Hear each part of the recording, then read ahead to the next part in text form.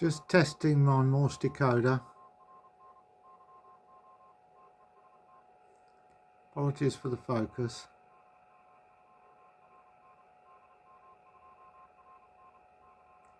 Signal's fading.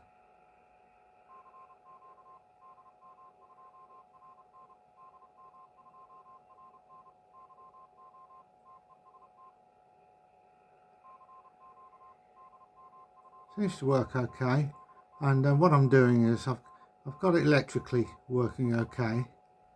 It's just I need to finish off the case I'm making, and the case I made the top, bottom, and one thing or another, and I've just got to finish off making some ends for this plastic case, and then I was going to try and have a battery inside it, but I've given up with that idea.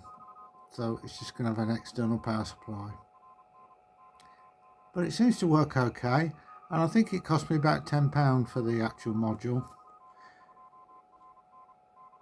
But it works fine.